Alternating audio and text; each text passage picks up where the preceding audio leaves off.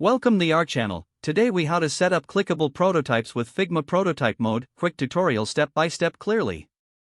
To create a clickable prototype in Figma, start by opening your Figma project. Select the frame or artboard that you want to turn into a prototype. Make sure all your design elements are properly aligned and organized. Next, navigate to the top menu and click on the Prototype tab. You will now see the prototype interface on the right side of your screen. Click on the element you want to use as a trigger. This could be a button, an image, or even a frame. After selecting the trigger, look for the circular node that appears on the right side of the element. Drag this node to the frame or artboard you want to link to.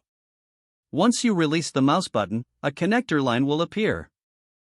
In the right panel, you will see options for the interaction settings. Choose the type of interaction you want, like on click or while hovering. You can choose from options like instant, dissolve, or slide in. After configuring the settings, click anywhere outside the interaction settings to save. Repeat this process for any additional elements you want to link. Once you've set up all the interactions, switch to the preview mode. Click on the play icon in the upper right corner to see your prototype in action. Test all the interactions to ensure they work as expected. Make adjustments as needed by going back to the prototype settings. Once you're satisfied with the prototype, you can share it with others for feedback.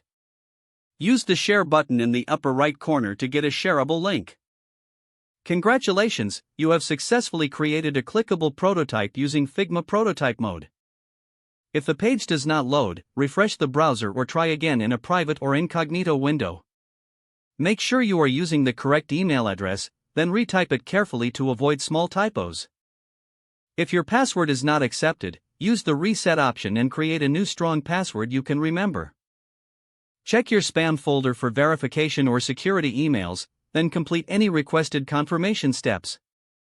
Enable two-factor authentication if available to improve account security and reduce unauthorized access risk.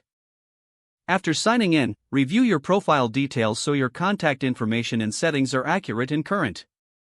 If you see an error message, note it down and try again after restarting your device and internet connection.